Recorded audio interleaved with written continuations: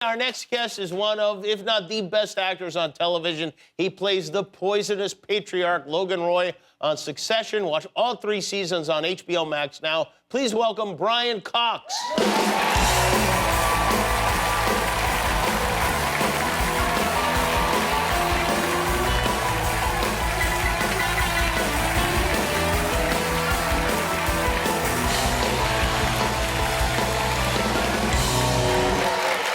You look great. I like this. I mean, a man has to have a great deal of confidence to dress this way. Well, you get to a certain age and you just say, F it. Yeah. Yeah. And it looks good. And you just go, I'm now being, I don't care anymore, so I wear what I want to wear, and that's the way it is. I like it. I like it. Leave it. I know you're here because of the award shows. Yeah, we've been doing so many of them, you get dizzy after a while. Do you like them?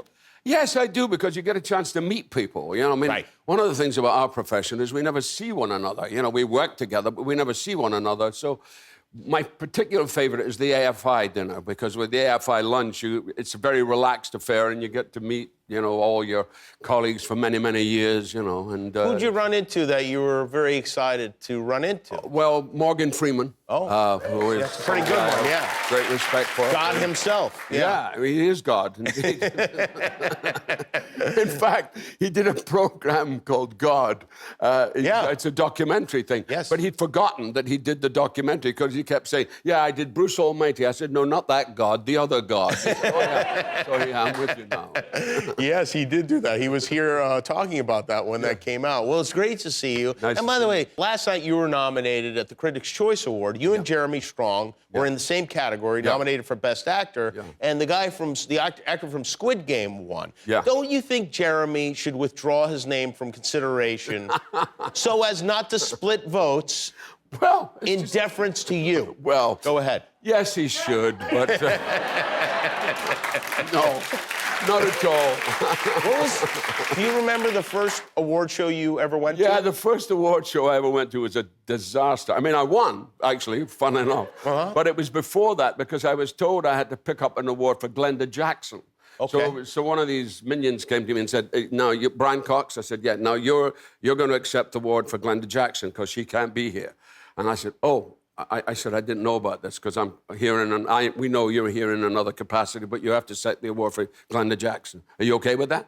I said, sure, okay, Glenda Jackson, fine. So I'm sitting there and waiting and then suddenly they announced the nominees, and Glenda's name comes up, and I thought, oh, Glenda's won. So I thought, okay, Glenda. So I get up, and the winner is Vanessa Redgrave, and I'm standing, walking in front of Vanessa Redgrave. And I look back and I go, oh, I'm so sorry, Vanessa. I thought it was Glenda that was going to win. I'm really sorry. I like that you take your job seriously. You're given a mission, accept the award for Glenda, whether she wins or not. Whether she wins or not. That's what I thought. So that was kind of hysterical. But then the thing was, then the award came up for me, you know, and I won.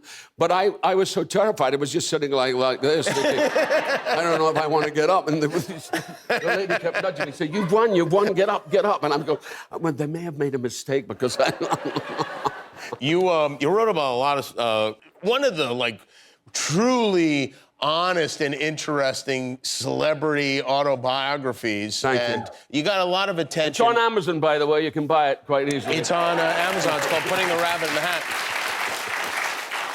You talked about Johnny Depp in this book. Oh, no, careful. Yeah, I wonder if you did you hear from Johnny? No, I've heard a lot from his,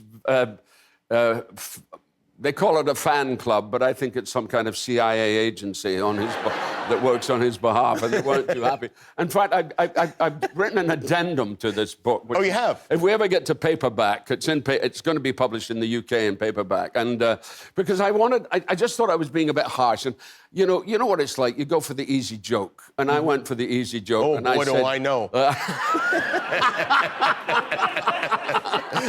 Well, You live that way, you know. Right.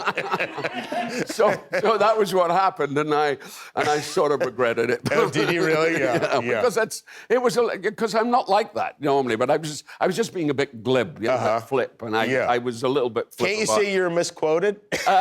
No, they didn't misquote me. In your own book? Yeah, exactly. I guess you can't. No. Yeah. I wonder if I was thinking about it though, because I think the gist of it was that you said Johnny Depp was overrated. I wonder if most actors think of themselves as overrated or underrated. I think they do. I think a lot of times you think that actors think they're overrated, and sometimes they think they're underrated. I feel like most of them think they're underrated. Yeah, probably.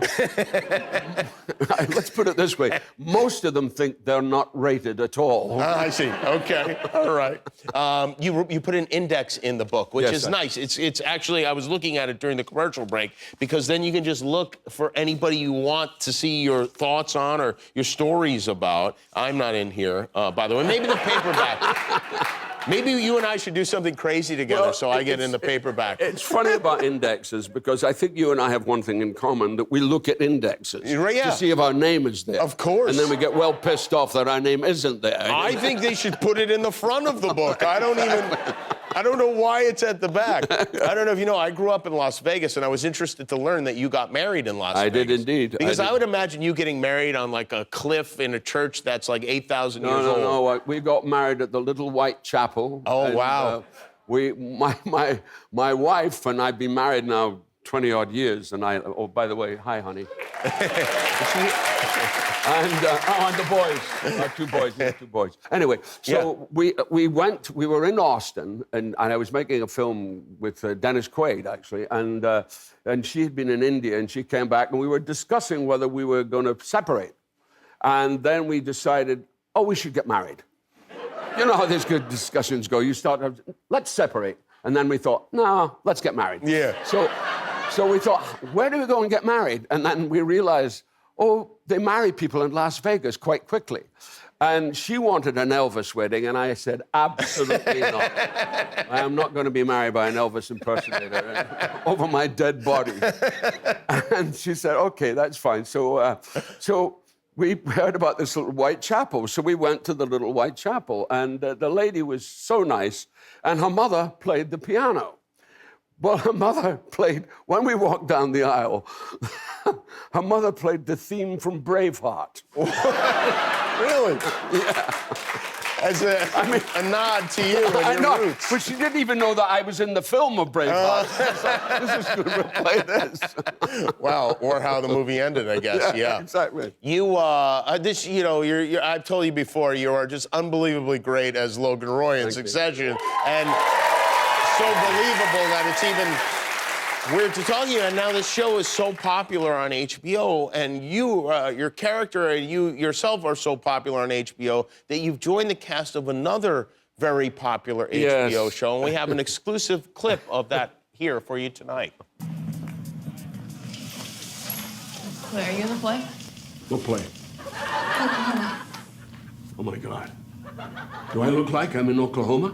Yes. Wait, I don't understand. If you're not auditioning for Oklahoma, then why do you look like that? Like what? Like a country music star. In a good way or a bad way? Bitch, you better be joking. Are you okay, guys? No! Yes! It. I'm in love with Nate Jacobs, and he's in love with me. And don't you give me that look, Maddie. Because I didn't your boyfriend. You two were broken up for 3 weeks and 3 days before we even had sex. So I didn't betray you. Plus, you guys are terrible for each other. And you know I'm right. And you guys, you can all judge me if you want, but I do not care. I have never, ever been happier. But she didn't say that. In fact, it was much weirder. Don't with me, Maddie. I'm one crazy-ass bitch.